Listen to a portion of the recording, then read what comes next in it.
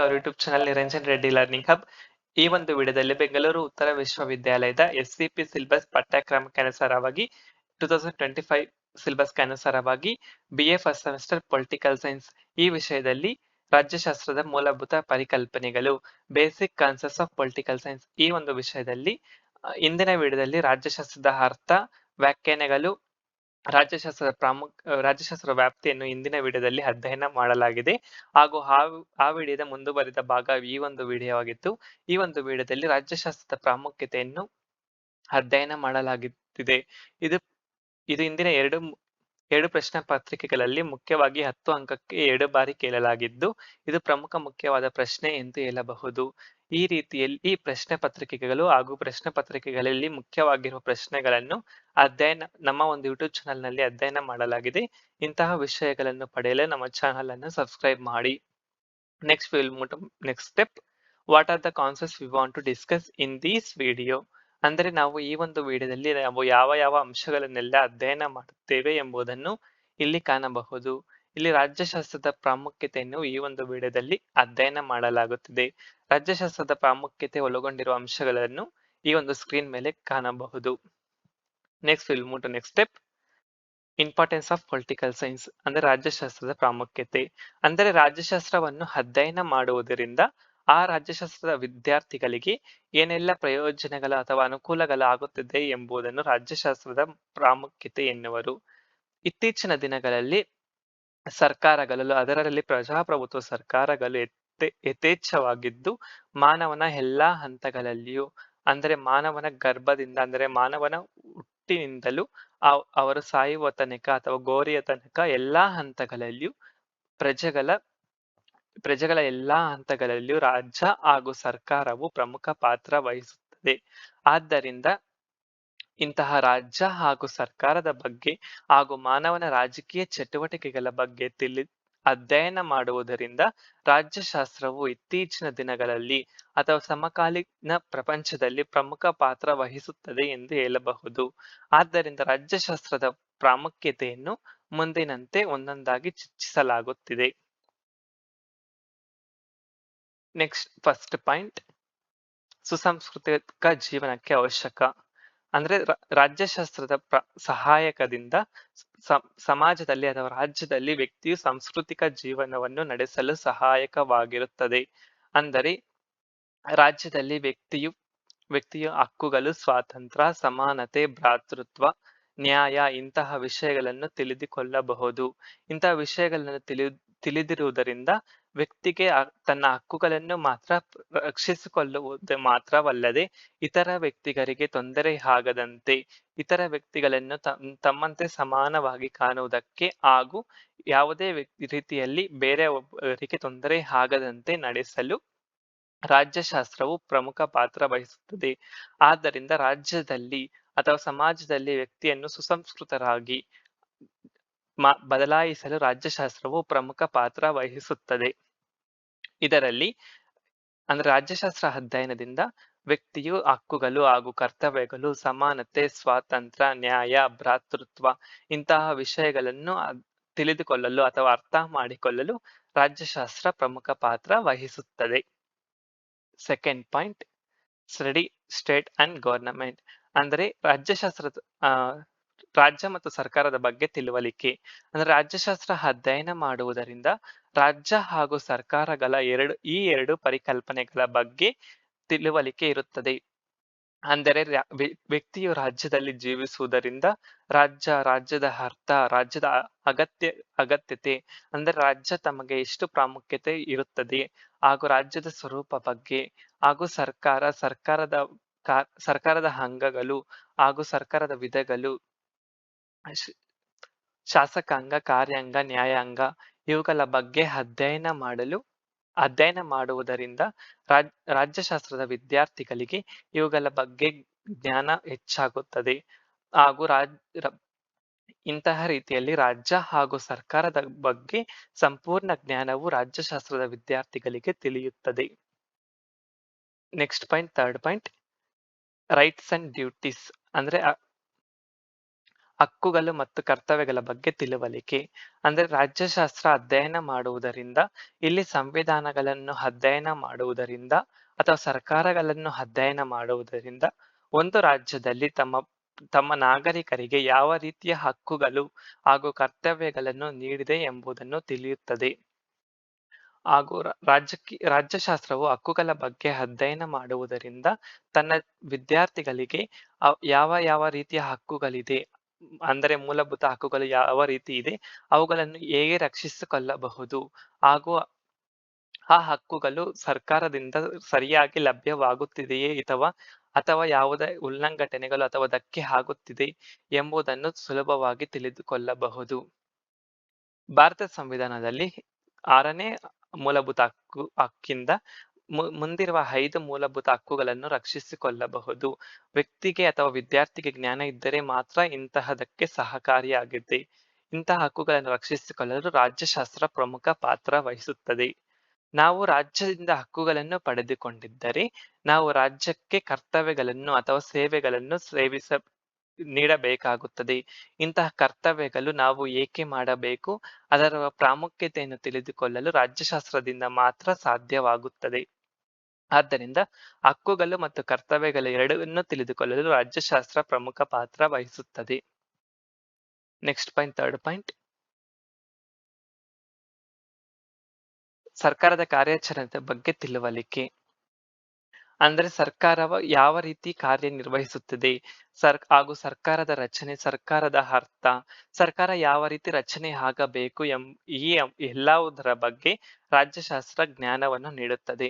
ಅಂದ್ರೆ ಸರ್ಕಾರವು ಪ್ರಮುಖವಾಗಿ 3 ಅಂಗಗಳನ್ನು ಹೊಂದಿದ್ದು, ಶಾಸಕಾಂಗ ಶಾಸನಗಳನ್ನು ರಚಿಸಬೇಕು, ಕಾರ್ಯಾಂಗ ಅದನ್ನು ಜಾರಿಗೆ ತರಬೇಕು, ನ್ಯಾಯಾಂಗ ಕಾನೂನುಗಳನ್ನು ವ್ಯಾಖ್ಯಾನಿಸಿ ಸಂವಿಧಾನಗಳನ್ನು ರಕ್ಷಿಸಿಕೊಂಡು ಹಾಗೂ ಎಲ್ಲಾ ಪ್ರಜೆಗಳಿಗೆ ನ್ಯಾಯವನ್ನು ಒದಗಿಸಬೇಕು.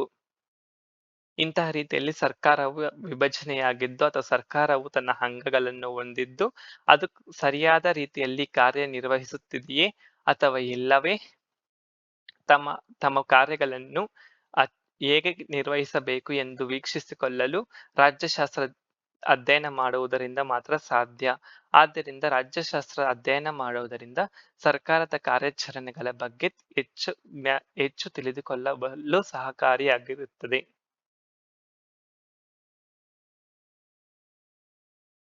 ಪೊಲಿಟಿಕಲ್ ಅವೇರ್ನೆಸ್ ಅಂದರೆ ರಾಜಕೀಯ ಪ್ರಜ್ಞೆಯನ್ನು ಬೆಳೆಸುತ್ತದೆ.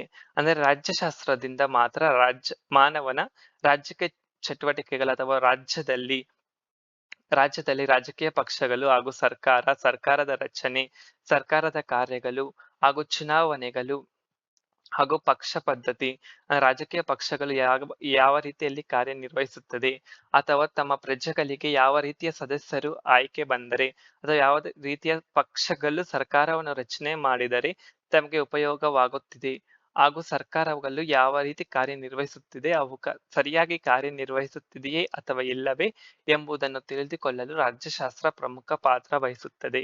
ಈ ರಾಜ್ಯಶಾಸ್ತ್ರ ಇಲ್ಲದೇ ಇದ್ದಾಗ ತಮ್ಮ ರಾಜ್ಯದಲ್ಲಿ ರಾಜಕೀಯ ಚಟುವಟಿಕೆಗಳು ಅಥವಾ ರಾಜಕೀಯ ಪ್ರಜ್ಞೆಯನ್ನು ಬೆಳೆಸಿಕೊಳ್ಳಲು ಸಾಧ್ಯವಾಗಿರುತ್ತದೆ. ಆದ್ದರಿಂದ ರಾಜ್ಯಶಾಸ್ತ್ರದಿಂದ ತಮ್ಮ ರಾಜ್ಯದಲ್ಲಿ ರಾಜಕೀಯ ಪ್ರಜ್ಞೆಯನ್ನು ಬೆಳೆಸಿಕೊಳ್ಳಲು ಸಹಕಾರಿಯಾಗಿದೆ. ನೆಕ್ಸ್ಟ್ ಪಾಯಿಂಟ್,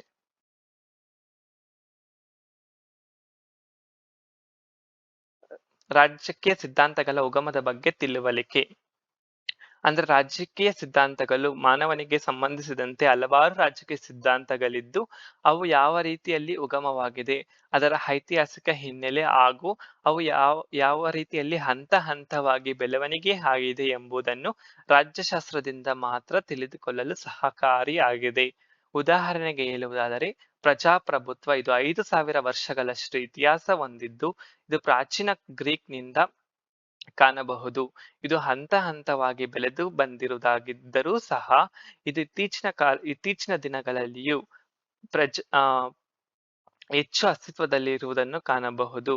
ಹಾಗೂ ಇದಕ್ಕೆ ಪೂರಕವಾಗಿ ಸಮತಾವಾದವು ಆಧುನಿಕ ಪ್ರಪಂಚದಲ್ಲಿ ಬೆಳವಣಿಗೆ ಆಗಿ ಬಂದಿದ್ದರೂ ಸಹ ಅದು ಈಗ ತನ್ನ ಅಸ್ತಿತ್ವವನ್ನು ಕಳೆದುಕೊಂಡಿದೆ ಎಂದು ಹೇಳಬಹುದು.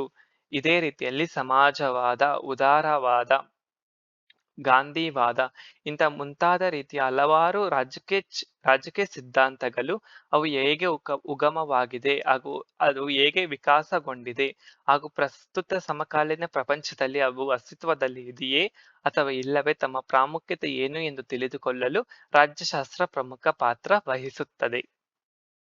Next point, awareness on constitution ಅಂದ್ರೆ ಸಂವಿಧಾನದ ಬಗ್ಗೆ ತಿಳುವಳಿಕೆ. ರಾಜ್ಯಶಾಸ್ತ್ರವು ಕೇವಲ ಸರ್ಕಾರ ಮತ್ತು ರಾಜ್ಯಗಳನ್ನು ಮಾತ್ರ ಅಧ್ಯಯನ ಮಾಡುವುದಷ್ಟೇ ಅಲ್ಲದೆ ರಾಷ್ಟ್ರದ ಮೂಲಭೂತ ಕಾಯಿದೆ ಅಥವಾ ರಾಷ್ಟ್ರದ ಮೂಲಭೂತ ಕಾನೂನು ಎಂದು ಪರಿಗಣಿಸಲಾಗಿರುವ ಸಂವಿಧಾನಗಳ ಬಗ್ಗೆ ಅಧ್ಯಯನ ಮಾಡುತ್ತದೆ. ಇಂತಹ ಸಂವಿಧಾನಗಳನ್ನು ಅಧ್ಯಯನ ಮಾಡುವುದರಿಂದ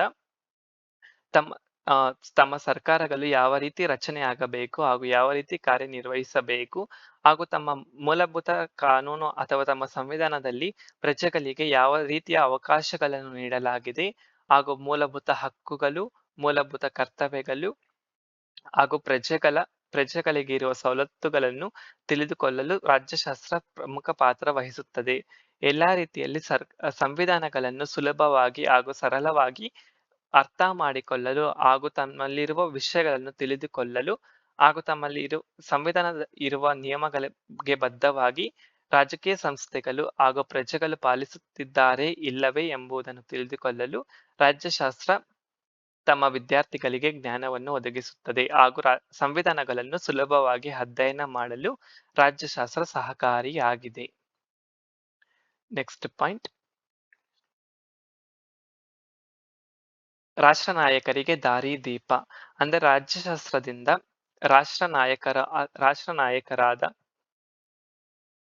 ರಾಷ್ಟ್ರ ನಾಯಕರು ತಮ್ಮ ಸ್ವಂತ ಹಿತಾಸಕ್ತಿಗಾಗಿ ಅಥವಾ ತಮ್ಮ ಖಾಸಗಿ ಹಿತಾಸಕ್ತಿಗಾಗಿ ಅಧಿಕಾರವನ್ನು ಬಳಸಿಕೊಳ್ಳದೆ ಸಮಾಜದ ಅಭಿವೃದ್ಧಿಗಾಗಿ ಅಥವಾ ಸಾರ್ವಜನಿಕ ಹಿತಾಸಕ್ತಿಯನ್ನು ರಕ್ಷಿಸುವ ಸಲುವಾಗಿ ಕಾರ್ಯನಿರ್ವಹಿಸುವವರನ್ನು ರಾಷ್ಟ್ರ ನಾಯಕರು ಎನ್ನುವರು. ಇಂಥ ರಾಷ್ಟ್ರ ನಾಯಕರು ಕಾನೂನಿನ ಪರಿಮಿತಿಯಲ್ಲಿ ಹಾಗೂ ಕಾನೂನಿನ ಚೌಕಟ್ಟಿನಲ್ಲಿ ತಮ್ಮ ಅಧಿಕಾರವನ್ನು ಸುಲಭವಾಗಿ ನಡೆಸಿಕೊಳ್ಳಲು ಅಥವಾ ತಮ್ಮ ಅಧಿಕಾರವನ್ನು ದುರುಪಯೋಗ ಪಡೆಯದಂತೆ ತಡೆಯಲು ಹಾಗೂ ಸರಿಯಾದ ರೀತಿಯಲ್ಲಿ ಕಾರ್ಯವನ್ನು ನಿರ್ವಹಿಸಿಕೊಳ್ಳಲು ರಾಜ್ಯಶಾಸ್ತ್ರ ಪ್ರಮುಖ ಪಾತ್ರ ವಹಿಸುತ್ತದೆ. ರಾಜ್ಯಶಾಸ್ತ್ರದಿಂದ ಅವರು ಯಾವ ರೀತಿ ಕಾರ್ಯನಿರ್ವಹಿಸಬೇಕು ಹಾಗೂ ತಮ್ಮ ರಾಜ್ಯದಲ್ಲಿ ಯಾವ ರೀತಿಯ ಸಮಸ್ಯೆಗಳು ಇದೆ ಆ ಸಮಸ್ಯೆಗಳನ್ನು ಬಗೆಹರಿಸಿಕೊಳ್ಳಲು ಯಾವ ವಿಧಾನದ ಮೂಲಕ ಕಾನೂನುಗಳನ್ನು ಜಾರಿಗೆ ತರಬೇಕು ಎಂಬುದನ್ನು ತಿಳಿಯುವುದರಿಂದ ರಾಜ್ಯಶಾಸ್ತ್ರ ಅಧ್ಯಯನ ಮಾಡುವುದರಿಂದ ರಾಷ್ಟ್ರದ ನಾಯಕರಿಗೆ ದಾರಿ ದೀಪವಾಗುತ್ತದೆ. ರಾಜ್ಯಶಾಸ್ತ್ರದ ವಿಷಯದಲ್ಲಿ ಸ್ನಾತಕೋತ್ತರ ಪದವಿಯನ್ನು ಪಡೆದಿರುವ ರಾಷ್ಟ್ರ ನಾಯಕರು ಸುಲಭವಾಗಿ ತಮ್ಮ ರಾಜ್ಯವನ್ನು ಅಥವಾ ತಮ್ಮ ರಾಷ್ಟ್ರವನ್ನು ಸುಲಭವಾಗಿ ಅಭಿವೃದ್ಧಿ ಮಾಡಬಹುದು ಎಂದು ಹೇಳಬಹುದು. ನೆಕ್ಸ್ಟ್ ಪಾಯಿಂಟ್, ಅಧಿಕಾರಶಾಹಿ ವರ್ಗಕ್ಕೆ ಮಾರ್ಗದರ್ಶನ ಅಂದರೆ ರಾಜ್ಯಶಾಸ್ತ್ರ ಅಧ್ಯಯನ ಮಾಡುವುದರಿಂದ ಅಂದರೆ ಅಧಿಕಾರದಲ್ಲಿರುವ ಅಥವಾ ಅಧಿಕಾರಶಾಹಿ ವರ್ಗದಲ್ಲಿರುವ ವ್ಯಕ್ತಿಗಳು ರಾಜ್ಯಶಾಸ್ತ್ರವನ್ನು ಅಧ್ಯಯನ ಮಾಡುವುದರಿಂದ ತಮ್ಮ ಅಧಿಕಾರವನ್ನು ದುರುಪಯೋಗ ಮಾಡಿಕೊಳ್ಳುವುದನ್ನು ತಡೆಯಬಹುದು. ಏಕೆಂದರೆ ಅವರು ರಾಜ್ಯಶಾಸ್ತ್ರವನ್ನು ಅಧ್ಯಯನ ಮಾಡುವುದರಿಂದ ಅಧಿಕಾರಶಾಹಿ ವರ್ಗ ಅಂದರೆ ಪ್ರಜಾಪ್ರಭುತ್ವ ಅಂತಹ ರಾಷ್ಟ್ರದಲ್ಲಿ ಅಧಿಕಾರಶಾಹಿ ವರ್ಗದ ಪ್ರಾಮುಖ್ಯತೆ ಅಥವಾ ತಮ್ಮ ಮಹತ್ವವೇನು, ತಮ್ಮ ಕಾರ್ಯವೇನು ಅಂದ್ರೆ ತಾವು ಯಾವ ರೀತಿಯಲ್ಲಿ ನಡೆದುಕೊಳ್ಳಬೇಕು ಎಂಬುದನ್ನು ಅಧ್ಯಯನ ಮಾಡುವುದರಿಂದ ತಾವು ತಮ್ಮ ಅಧಿಕಾರವನ್ನು ದುರುಪಯೋಗ ಮಾಡಿಕೊಳ್ಳದೆ ಸಾರ್ವಜನಿಕ ಹಿತಾಸಕ್ತಿಗೆ ಅಥವಾ ಸಾರ್ವಜನಿಕರಿಗೆ ಉಪಯೋಗವಾಗಿರುವ ರೀತಿಯಲ್ಲಿ ಅವರ ಅಭಿವೃದ್ಧಿ ಆಗುವ ರೀತಿಯಲ್ಲಿ ಕಾರ್ಯಗಳನ್ನು ಅಥವಾ ನೀತಿಗಳನ್ನು ಅನುಷ್ಠಾನಗೊಳಿಸುವಲ್ಲಿ ಪ್ರಯತ್ನಿಸುತ್ತಾರೆ. ನೆಕ್ಸ್ಟ್ ಪಾಯಿಂಟ್, ರಾಜಕೀಯ ಪಕ್ಷಗಳು ಹಾಗೂ ಜನಾಭಿಪ್ರಾಯ ಪಾತ್ರ ಅಂದ್ರೆ ಪ್ರಜಾಪ್ರಭುತ್ವ ವ್ಯವಸ್ಥೆಯಲ್ಲಿ ರಾಜಕೀಯ ಪಕ್ಷಗಳು ಪ್ರಮುಖ ಪಾತ್ರ ವಹಿಸುತ್ತದೆ. ರಾಜಕೀಯ ಪಕ್ಷಗಳು ಇಲ್ಲದೆ ಪ್ರಜಾಪ್ರಭುತ್ವವನ್ನು ಊಹಿಸಿಕೊಳ್ಳಲು ಸಾಧ್ಯವಿಲ್ಲ. ರಾಜಕೀಯ ಪಕ್ಷಗಳು ಜನಾಭಿಪ್ರಾಯವನ್ನು ತಿಳಿದುಕೊಳ್ಳಲು ರಾಜಕೀಯ ಪಕ್ಷಗಳು ಪ್ರಮುಖ ಪಾತ್ರ ವಹಿಸುತ್ತದೆ. ಹಲವಾರು ರಾಜಕೀಯ ಪಕ್ಷಗಳಿದ್ದು ಅಂದರೆ ಪ್ರಾದೇಶಿಕ ಮತ್ತು ರಾಷ್ಟ್ರೀಯ ಪಕ್ಷಗಳಿದ್ದು ಅವು ಯಾವ ರೀತಿಯಲ್ಲಿ ಸಂಘಟನೆಯಾಗಿದೆ ಹಾಗೂ ಅವುಗಳ ಧ್ಯೇಯ ಅಥವಾ ಗುರಿಗಳೇನು ಅಥವಾ ಉದ್ದೇಶಗಳೇನು, ತಮ್ಮ ಕಾರ್ಯವಿಧಾನ ಯಾವ ರೀತಿ ಆಗಿದೆ ಅಥವಾ ರಾಜಕೀಯ ಪಕ್ಷಗಳು ಯಾವ ಸ್ವರೂಪದಲ್ಲಿದೆ ಎಂಬುದನ್ನು ತಿಳಿದುಕೊಳ್ಳಲು ರಾಜ್ಯಶಾಸ್ತ್ರ ಪ್ರಮುಖ ಪಾತ್ರ ವಹಿಸುತ್ತದೆ. ಹಾಗೂ ರಾಜಕೀಯ ಪಕ್ಷಗಳಿಂದ ಜನರು ಅಭಿಪ್ರಾಯವನ್ನು ಅಥವಾ ಸರ್ಕಾರದ ಬಗ್ಗೆ ಪ್ರಜೆಗಳಿಗಿರುವ ಅಭಿಪ್ರಾಯವನ್ನು ಸುಲಭವಾಗಿ ತಿಳಿದುಕೊಳ್ಳಲು ರಾಜ್ಯಶಾಸ್ತ್ರದಿಂದ ಸಹಾಯಕವಾಗಿರುತ್ತದೆ. ನೆಕ್ಸ್ಟ್ ಪಾಯಿಂಟ್, ಅಂತಾರಾಷ್ಟ್ರೀಯ ಸಂಬಂಧಗಳ ಬಗ್ಗೆ ಅಧ್ಯಯನ. ಅಂದ್ರೆ ರಾಜ್ಯಶಾಸ್ತ್ರವನ್ನು ಅಧ್ಯಯನ ಮಾಡುವುದರಿಂದ ತಮ್ಮ ರಾಷ್ಟ್ರವು ಸಂಪೂರ್ಣವಾಗಿ ಸ್ವಾವಲಂಬಿ ಆಗಿರಲು ಸಾಧ್ಯವಿಲ್ಲ. ಅದರಲ್ಲಿ ಇತ್ತೀಚಿನ ಆಧುನಿಕ ಹೊಸ ಆರ್ಥಿಕ ನೀತಿಗಳ ಅಡಿಯಲ್ಲಿ ಯಾವುದೇ ಒಂದು ರಾಷ್ಟ್ರವು ಸ್ವತಂತ್ರವಾಗಿ ಹಾಗೂ ಸ್ವಾವಲಂಬಿಯಾಗಿ ಇರಲು ಸಾಧ್ಯವಿಲ್ಲ. ಯಾವುದೇ ಒಂದು ರೀತಿಯಲ್ಲಿ ತಾವು ಅನ್ಯ ರಾಷ್ಟ್ರದ ಅವಲಂಬನೆಯನ್ನು ಪಡೆದಿರುತ್ತಾರೆ. ಆದ್ದರಿಂದ ಒಂದು ರಾಷ್ಟ್ರವು ಅನ್ಯ ರಾಷ್ಟ್ರದೊಡನೆ ಯಾವ ರೀತಿಯ ಸಂಬಂಧವನ್ನು ಹೊಂದಿದೆ ಹಾಗೂ ಅಂತಾರಾಷ್ಟ್ರೀಯ ಕಾನೂನುಗಳು, ಅಂತಾರಾಷ್ಟ್ರೀಯ ಸಂಸ್ಥೆಗಳು ಹಾಗೂ ಅಂತಾರಾಷ್ಟ್ರೀಯ ಒಪ್ಪಂದಗಳು ಇಂತಹ ಹಲವಾರು ವಿಷಯಗಳನ್ನು ರಾಜ್ಯಶಾಸ್ತ್ರ ಅಧ್ಯಯನ ಮಾಡುವುದರಿಂದ ಮಾತ್ರ ನಮಗೆ ಇಂತಹ ರೀತಿಯ ಜ್ಞಾನ ಲಭ್ಯವಾಗಿರುತ್ತದೆ. ಇಂತಹ ಅಂತಾರಾಷ್ಟ್ರೀಯ ಸಂಬಂಧಗಳನ್ನು ಅಧ್ಯಯನ ಮಾಡುವುದರಿಂದ ಬಹುತೇಕ ಕಾಲದಲ್ಲಿ ಯುದ್ಧವನ್ನು ತಪ್ಪಿಸಿ ಶಾಂತಿಯನ್ನು ಸ್ಥಾಪಿಸಲು ರಾಜ್ಯಶಾಸ್ತ್ರವು ಪ್ರಮುಖ ಪಾತ್ರ ವಹಿಸುತ್ತದೆ. ಅಂದ್ರೆ ಅವಶ್ಯಕತೆ ಇದ್ದಾಗ ಮಾತ್ರ ಯುದ್ಧ ಮಾಡಿ ಬೇರೆ ರೀತಿಯ ಸಂದರ್ಭಗಳಲ್ಲಿ ಶಾಂತಿಯನ್ನು ಕಾಪಾಡಿಕೊಳ್ಳಲು ರಾಜ್ಯಶಾಸ್ತ್ರವು ಪ್ರಮುಖ ಪಾತ್ರ ವಹಿಸುತ್ತದೆ. Next point, ಜ್ಞಾನಾರ್ಜನೆ.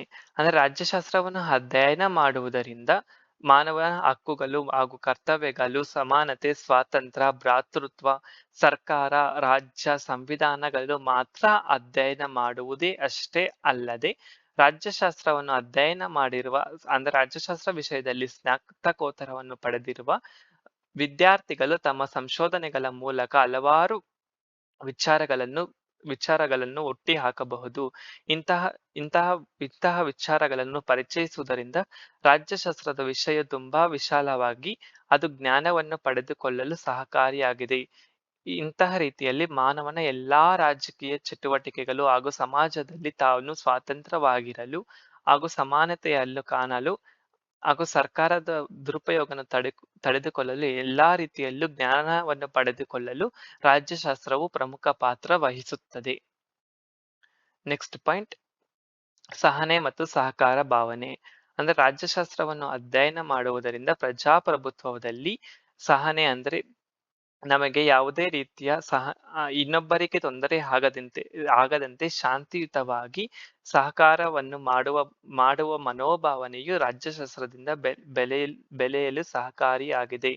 ಇನ್ನೊಬ್ಬರಿಗೆ ತೊಂದರೆಯಾಗದಂತೆ ಇನ್ನೊಬ್ಬರ ಹಕ್ಕುಗಳನ್ನು ಕಿತ್ತುಕೊಳ್ಳದೆ ಇರುವ ರೀತಿಯಲ್ಲಿ ಸಹಕಾರಿಯಿಂದ ಹಾಗೂ ಸಹನೆಯಿಂದ ಬಾಳಲು ರಾಜ್ಯಶಾಸ್ತ್ರವು ಪ್ರಮುಖ ಪಾತ್ರ ವಹಿಸುತ್ತದೆ. ನೆಕ್ಸ್ಟ್ ಪಾಯಿಂಟ್, ಯುದ್ಧ ಮತ್ತು ಶಾಂತಿ. ಅಂದ್ರೆ ರಾಜ್ಯಶಾಸ್ತ್ರ ವಿಷಯದಲ್ಲಿ ಅಂತಾರಾಷ್ಟ್ರೀಯ ಸಂಬಂಧಗಳು ಒಂದು ಪ್ರತ್ಯೇಕವಾದ ಶಾಖೆಯಾಗಿದ್ದು ಅಥವಾ ಒಂದು ಅಧ್ಯಯನ ವಿಷಯವಾಗಿದ್ದು, ಒಂದು ರಾಷ್ಟ್ರವು ತಮ್ಮ ಅನ್ಯ ರಾಷ್ಟ್ರಗಳೊಂದಿಗೆ ಯುದ್ಧ ಮಾಡಬೇಕೆ ಅಥವಾ ಶಾಂತಿಯನ್ನು ಕಾಪಾಡಿಕೊಳ್ಳಬೇಕು ಅಥವಾ ರಾಜಿ ಮಾಡಿಕೊಳ್ಳಬೇಕು ಎಂಬುದರ ಬಗ್ಗೆ ರಾಜ್ಯಶಾಸ್ತ್ರ ಪ್ರಮುಖ ನಿರ್ಧಾರಗಳನ್ನು ನೀಡುತ್ತದೆ. ಅವಶ್ಯಕತೆ ಇದ್ದಾಗ ಮಾತ್ರ ಯುದ್ಧಗಳನ್ನು ಮಾಡಿಕೊಂಡು ಬೇರೆ ರೀತಿಯಲ್ಲಿ ಶಾಂತಿಯನ್ನು ಕಾಪಾಡಿಕೊಳ್ಳಬೇಕು, ಪರಸ್ಪರ ಒಪ್ಪಂದಗಳನ್ನು ಮಾಡಿಕೊಳ್ಳಬೇಕು. ಇಂತಹ ವಿಷಯಗಳಲ್ಲಿ ಅಂತಾರಾಷ್ಟ್ರೀಯ ವಿಷಯಗಳಲ್ಲಿ ನಿರ್ಧಾರಗಳನ್ನು ತೆಗೆದುಕೊಳ್ಳಲು ರಾಜ್ಯಶಾಸ್ತ್ರ ಪ್ರಮುಖ ಪಾತ್ರ ವಹಿಸುತ್ತದೆ. ನೆಕ್ಸ್ಟ್ ಕನ್ಕ್ಲೂಷನ್, ಉಪಸಂಹಾರ. ಈ ರೀತಿ ರಾಜ್ಯಶಾಸ್ತ್ರವನ್ನು ಅಧ್ಯಯನ ಮಾಡುವುದರಿಂದ ಮಾನವನ ಎಲ್ಲ ಹಂತಗಳಲ್ಲಿಯೂ ಅಂದ್ರೆ ಮಾನವನ ಹುಟ್ಟಿನಿಂದ ತನ್ನ ಗೋರಿಯ ಸೇರುವ ತನಕ ಎಲ್ಲಾ ಹಂತಗಳಲ್ಲಿಯೂ ಹಾಗೂ ಅಂತಾರಾಷ್ಟ್ರೀಯ ವಿಷಯಗಳಲ್ಲಿಯೂ ರಾಜ್ಯಶಾಸ್ತ್ರವು ಪ್ರಮುಖ ಪಾತ್ರ ವಹಿಸುತ್ತದೆ.